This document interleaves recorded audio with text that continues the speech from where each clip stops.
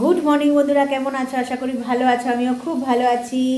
দেখো, আমাদের কিন্তু সেই ব্রেকফাস্ট মানে প্রত্যেকের মতন, প্রতিদিনের মতন, প্রত্যেকের মতন কিন্তু আমারও কিন্তু শুরু হয়ে গেছে নিত্য যে কাজটা আমাদের করতে হয়, খেতে তো হবেই বলো।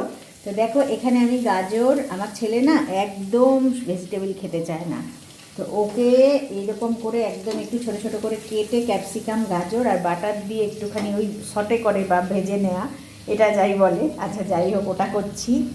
ওটা করে ওটা কি করব জানো তো, ডিম সেদ্ধ করে ওটা এটার মধ্যে দিয়ে দেবো, মানে ঝুরি করে ডিমটাকে ঘষে তো করে নিয়ে তারপরে কিন্তু ডিম সেদ্ধ করে রেখেছি, তারপরে রুটির সাথে রোলের মতন করে ওকে দেবো, তারপরে সে খাবে, বুঝলে। আর এখানে হচ্ছে ফুলকপি ভাজা। দেখো, ফুলকপি ভাজা, দাঁড়াও তোমাদের একটু ব্যাক ক্যামেরা করে দেখাই, তাহলে সুন্দর হবে। আমি এগুলো না হয়ে যায়। দেখো, ফুলকপি ভাজা হচ্ছে লঙ্কা দিয়ে। এটাকে আমি আরও মানে ফুলকপি ভাজাটাকে অন্য রকম করে ফেলবো, এটা মানে স্মেলটা মানে অন্য রকম হবে, মানে রেস্টুরেন্ট গন্ধ হয়ে যাবে আর কি।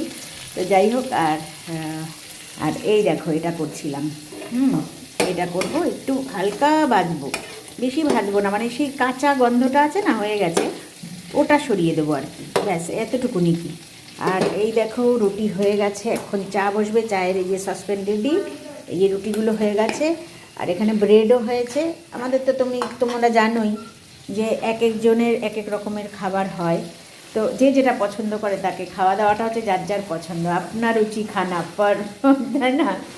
তো আর এটা আছে না, আপনার রুচি খানা, কথাটা আছে না, পর রুচি পেহেননা, মানে যেটা তোমাকে সুন্দর লাগে, যেটা পরলে পরে তোমাকে মানায়, মানে যেটা পরলে লোকে তোমাকে সুন্দর বলবে, সেটাই পড়তে।